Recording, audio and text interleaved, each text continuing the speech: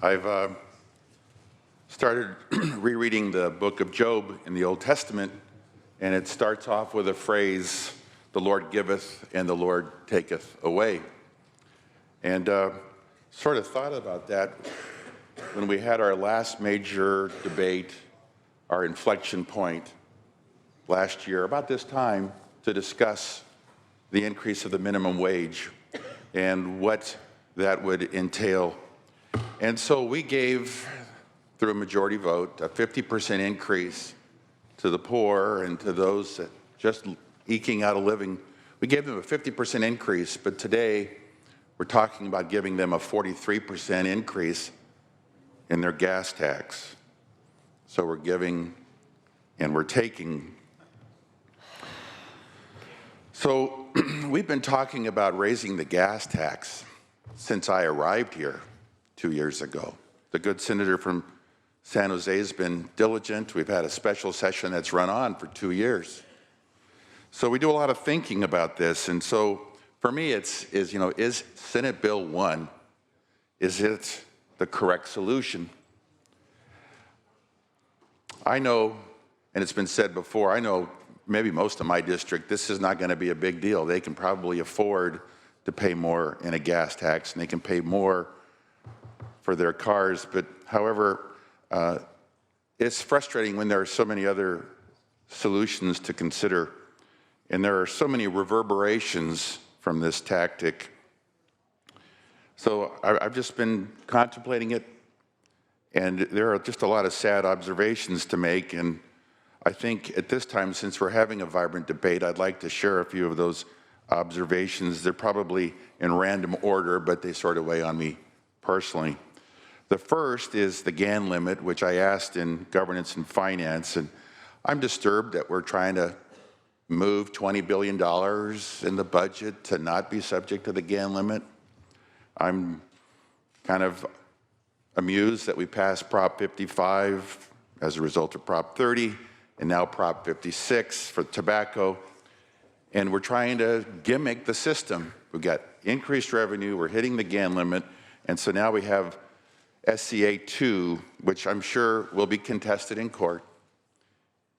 But we're playing games. We're just playing games.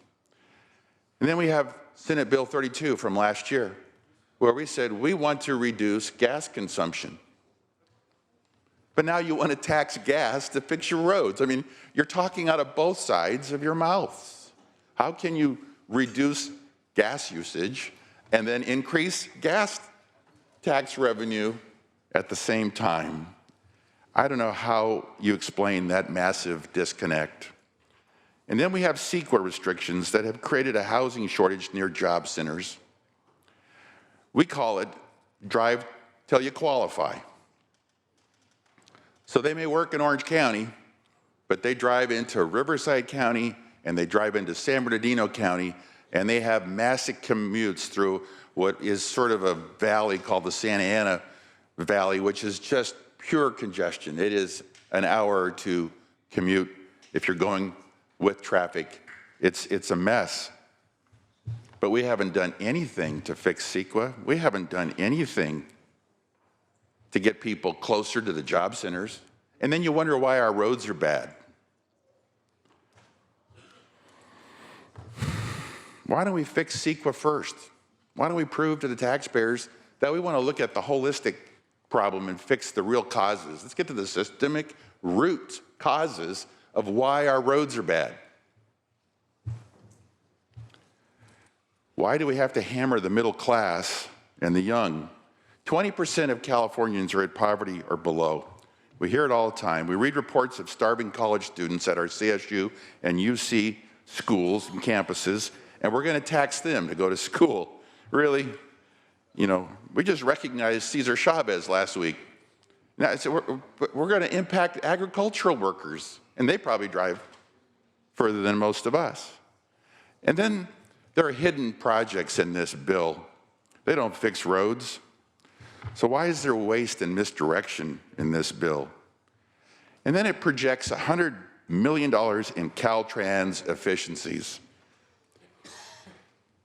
I'm sort of offended by that, We haven't done a darn thing to make Caltrans efficient. You've had a LAO report since May of 2014 that said you're overstaffed by 3,500 employees, and I haven't seen one layoff. I haven't seen one executive say, we've got to fix Caltrans. This is $500 million a year that we're paying for salaries and benefits for 3,500 employees. That's $500 million a year. I can name 49 states that would love to have $500 million a year for road improvements. So when you say you're going to make improvements, you have no track record for making efficiency improvements at Caltrans. You have nothing to prove that you can do that. But I can tell you I can save you $500 million a year in a snap. Why don't we fix our Department of Transportation first before we go to the taxpayers? And so why are we going to put more money into transit? Bus ridership in Orange County is down. Bus ridership in California is down. In fact, it's down nationally. And so is train ridership. It's a national trend. Welcome to the shared economy. We've become an Uber nation. You know, the poor need to get to work, and we got to wake up to the fact that public transportation doesn't get them to work on time. It's a long, tedious process to take public transit, and it's unreliable. If the train breaks down, everybody sits still for the day. So no wonder people are driving more. No wonder our roads need repairs. So we don't need trains, we need lanes. And that some municipalities still today are discussing putting in streetcars just shows you how out of touch transportation executives are in this state. And while we're on the topic of trains, if I mention high-speed rail in speeches in my district, I get verbal moans and groans. The audience just reacts like, really? Really? $80 billion for a high-speed rail, and you guys need us to pay for roads? Or talk about a massive disconnect. Stop it. Why don't we stop the train to nowhere? It's a joke. Tell the taxpayers that you're serious about roads by stopping high-speed rail. We need to divert those funds to fixing roads. So I'm told when you need to fix the roof, but if you're broke, you don't buy your wife a diamond necklace. You don't buy luxury items when you need to fix your roof. You don't neglect it, but you're busy buying expensive jewelry, luxury items. Although Senate Bill 1 provides funding for self-help counties, they still have to support those counties that refuse to tax themselves. So much for those who got tired of waiting for Sacramento, like Orange County, to perform. Now they'll be doubly taxed. They'll be paying their self-help tax and then paying a tax for the other counties. And it wasn't too long ago, the Republicans 2 years ago requested an inspector general. And you said no. Now you include it. And that's about as disingenuous as it gets. And where has the money gone in the prior years? If you really start drilling down, you'll find just even one example that's got to be real frustrating to most of the residents of this state. We've spent $6 billion on the Bay Bridge. $6 billion has gone to repair the Bay Bridge. And it's already considered flawed. So much for a Caltrans project.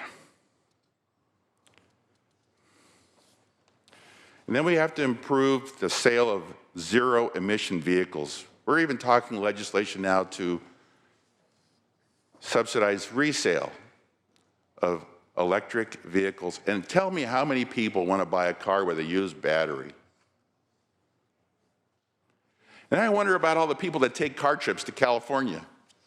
I'm amazed when I get phone calls saying, "Dadgummit, I just took a trip on the road to another state, and they pay so much less a gallon. What is wrong with California?" And I just wonder how many people are going to be buying gas in Arizona and Nevada. So we better stop at Primm, Nevada, and fill up before we get into California, because the gas is going to be 50 to 60 or $1 more a gallon.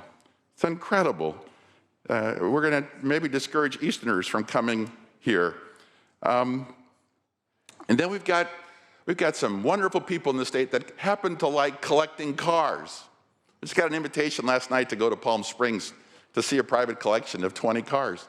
And I'm just thinking, boy, this poor guy is going to get a $50 increase times 20. He's going to get $1,000 more a year just for being a collector. And his cards don't even touch the road. They're just stored. Some of this just blows my mind. So then you look at it from the 30,000-foot perspective, and yet we have not taken a good collective review of how we tax people in this state.